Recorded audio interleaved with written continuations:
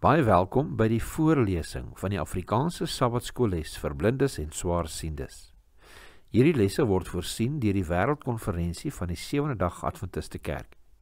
Die voorlesing van die les word aan u gebring deur SSL in samewerking met Adventiste Wêreldradio Afrikaans en word voorgelees deur Marlena Nel.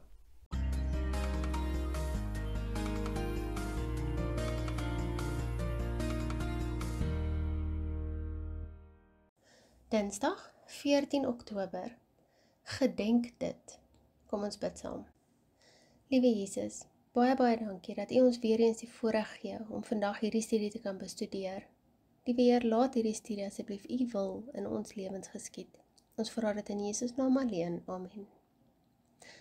Lees Josua 4. Waarom het God die Israeliete aangesê om 'n gedenkteken op te rig? Kom ons lees Josua 4. En toe die hele volk die deurtog deur die Jordaan volëindig het die Here met Josua gespreek en gesê: Neem vir julle uit die volk 12 manne, uit elke stam 1 man, en gee hulle bevel en sê: Neem vir julle vandaar uit die middel van die Jordaan, van die plek waar die voete van die priesters vas bly staan het, 12 klippe en bring dit saam met julle deur en sit dit neer op die slaapplek waar julle vannag gaan oorbly. Toe het Josua die 12 man geroep, wat hy uit die kinders van Israel uit elke stam 1 man aangestel het, en Josua het vir hulle gesê: Trek uit voor die ark van die Here julle God tot binne in die Jordaan en tel vir julle 'n klip op, elke man 1 op sy skouer, volgens die getal van die stamme van die kinders van Israel, sodat dit 'n teken onder julle kan wees. As julle kinders later vra en sê, wat beteken hierdie klippe vir julle, moet julle vir hulle sê: Omdat die water van die Jordaan afgekeer is voor die verbondsark van die Here by sy deurtog deur die Jordaan, die water van die Jordaan is afgekeer, daarom is hierdie klippe as 'n aandenking van die kinders van Israel vir altyd. Die kinders van Israel het dus so gedoen soos Josua beveel het. Hulle het 12 klippe uit die middel van die Jordaan opgetel, soos die Here met Josua gespreek het, volgens die getal van die stamme van die kinders van Israel. En hulle het dit saam met hulle deurgebring na die slaapplek toe en dit daar neergesit. Josua het ook 12 klippe opgerig in die middel van die Jordaan, op die plek waar die voete van die priesters, die draers van die verbondsark, gestaan het, en dit is daar tot vandag toe. Die priesters wat die ark gedra het bly staan in die middel van die Jordaan, totdat alles volbring was, wat die Here Josua beveel het om aan die volk te sê, volgens alles wat Moses Josua beveel het, en die volk het gou deurgetrek. En toe die hele volk die deurtog volëindig het die ark van die Here met die priesters voor die oë van die volk deurgegaan.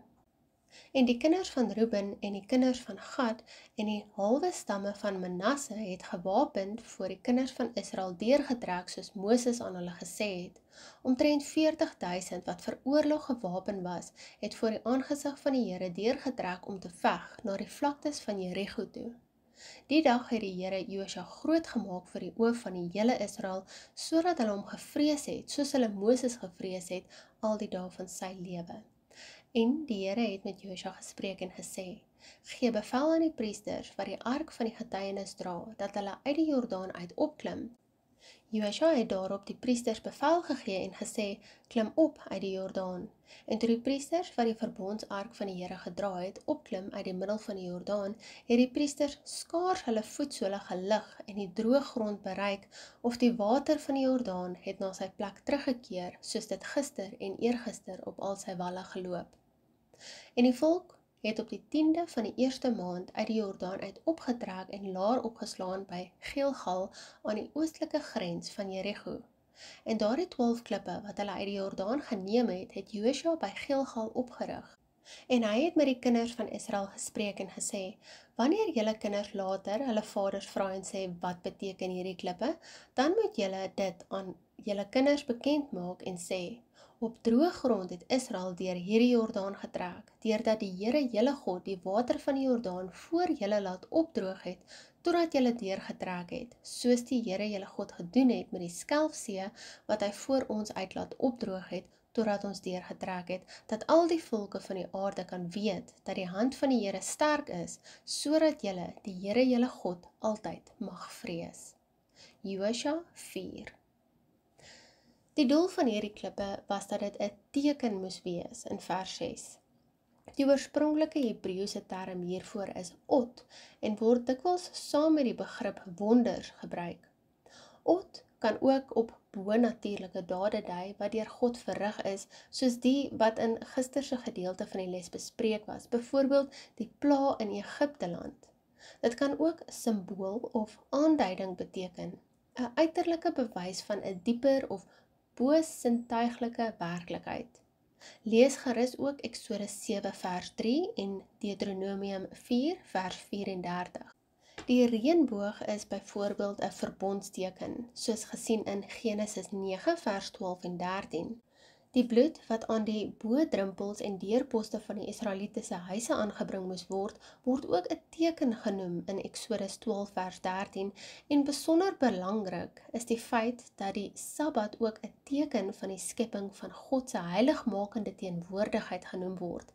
Lees gerus Eksodus 31 vers 13 en 17, sowel as Esegiel 20 vers 12.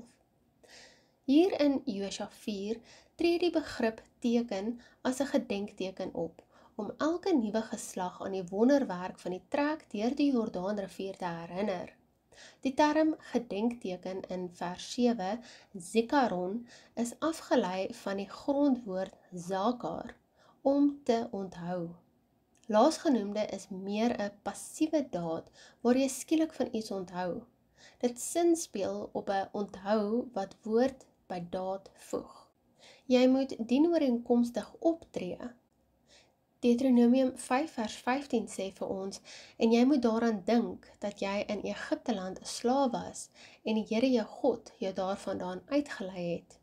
Deuteronomium 8 vers 2 sê vir ons, en jy moet dink aan die hele pad waarlangs die Here jou God jou nou 40 jaar lank in die woestyn gelei het. Die oprig van die klip gedenktekens en die ingebruikneming van rituele wat tot vrae oor die redes daarvoor sou lei, was 'n algemene verskynsel in die Ou Testament. In plaas daarvan om aanhoudend dieselfde wonderwerk te verrig, laat die Here gedenktekens oprig. Gedenktekens wat die mense aan sy wonderdade kan laat dink, wat hulle noop om sinvolle antwoorde oor die bestaansrede van daardie klipstrukture te gee. Derhalwe is hierdie gedenktekens vir altyd, wat sodoende sin speel op die behoefte om hierdie wondertekens van die Here altyd deur in die volksgeheue te hou. Let op die vraag wat toekomstige geslagte kan vra. Wat beteken hierdie klippe vir julle? Dit is belangrik, want duidelik is dit iets wat elke nasaad hom of haarself moet afvra.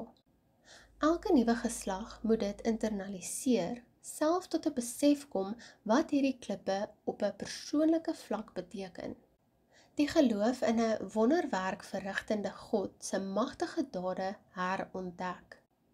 Hierdie soort geloof tref netjies onderskeid en dit is 'n groot onderskeid tussen die getroue uitleef van Bybelse tradisies enerzijds en tradisionalisme as die dooie godsdiens wat die nuwe geslag voorsit wat sy oorspronklike waarde en intensiteit kwyt is anderzijds. Op die ou end is dit die Bybelgebaseerde geloof wat ons moet herontdek en ons eie moet maak. Niemand kan namens ons glo nie, veral nie ons voorsate nie.